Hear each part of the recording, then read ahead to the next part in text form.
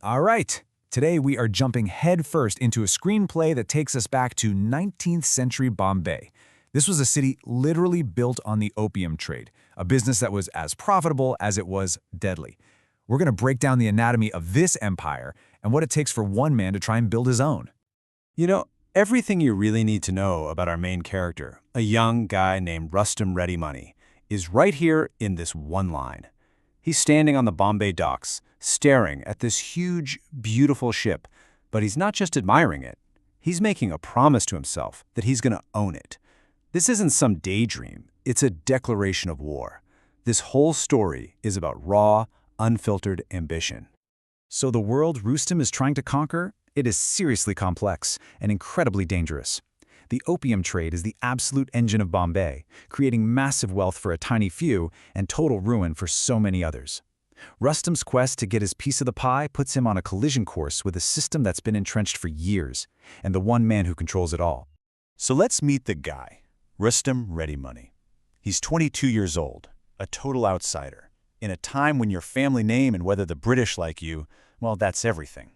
But he doesn't care. He plans to force his way in using the only currency that really matters: opium. But right out of the gate, his ambition slams into a brick wall. And that wall has a name: Hirji Dorabji. Hirji is the undisputed opium king of Bombay, and he makes it crystal clear there is zero room for a newcomer like Rustam. Every single legal door Rustam tries to open gets slammed right in his face.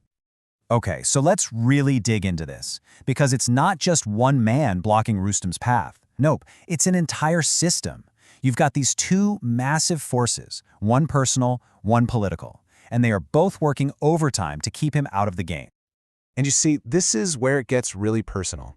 To the rest of the world, Hirji is this amazing hero, a philanthropist, saving the poor.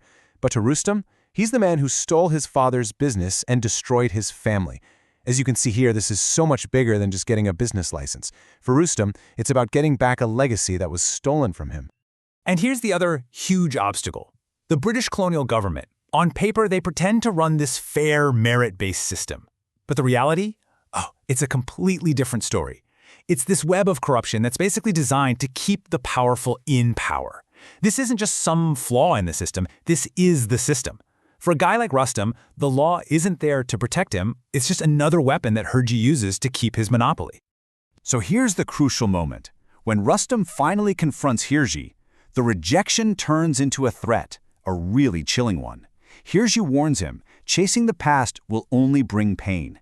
He's not just talking about their business rivalry, no way. He's hinting at a really dark secret about how Rustam's father died, and it's a secret he will do anything to keep buried. Okay, so what do? Every legal door is shut, and your past is literally coming back to haunt you.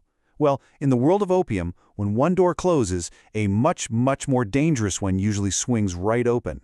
Rustam gets an offer that's going to pull him deep into the shadows of the trade. Now, to really get this opportunity, you've got to understand the product at the center of it all: Malwa opium. This is the good stuff, the stuff the British East India Company can't get its hands on.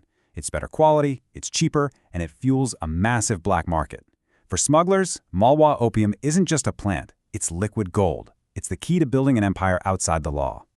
And the man who comes knocking with this opportunity is John Padro, a slick smuggler from the Portuguese port of Daman.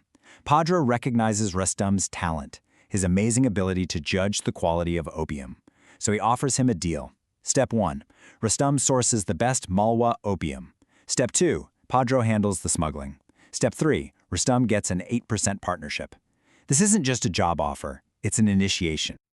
The second Rustam says yes to Padro, he's pulled into this much bigger, way more dangerous game.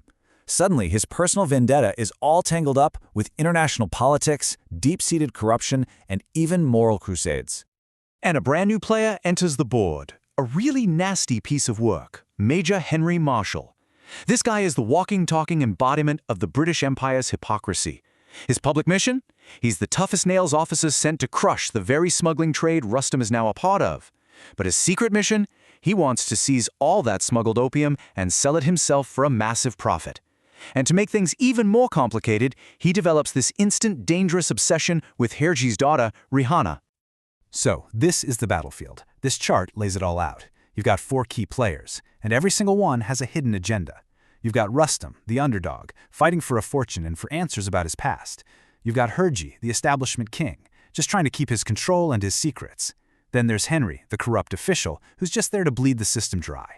And then there's a 4th player who changes everything. And here it is. This is the story's moral compass. Just as Rustam is getting his hands dirty building his illicit fortune, 2 travelers from China, Li Cheng and Kim Sung, show up. And they're there for the exact opposite reason, to find the source of the poison that's destroying their country. They represent the human cost of Rustam's ambition. They're a constant reminder that one man's empire is always built on someone else's suffering. So, all these different ambitions, all these clashing goals, they set the stage for the final act of Part 1. Rustam has managed to get a massive shipment of Malwa opium, but to get it to market in China, he's got to survive a perilous journey and make some very strange new friends. I mean, just look at his transformation right here on this timeline. He starts out in Bombay, just another frustrated bidder. Then he goes to Malwa and proves he's got the skills. He has to evade a trap set by Major Henry, forcing him to take this longer, far more dangerous route with his caravan. And he finally makes it to the smuggler's port of Daman, a totally changed man. He's a real player now.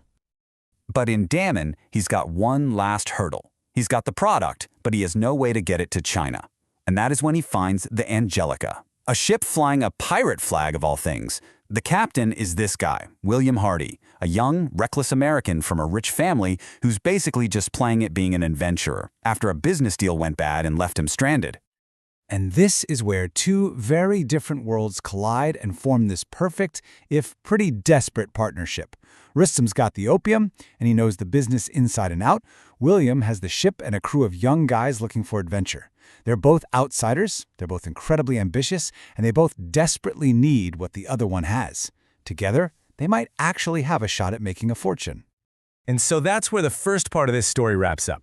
Rustam Ready Money is setting sail for China. He is leaving behind some powerful enemies in Bombay, a rival king and a corrupt British officer who are actively plotting his ruin. He's sailing toward an unknown past tied to his father's death, and he's just forged this fragile new alliance on the high seas. So the real question isn't just if he'll succeed, it's what will that success ultimately cost him.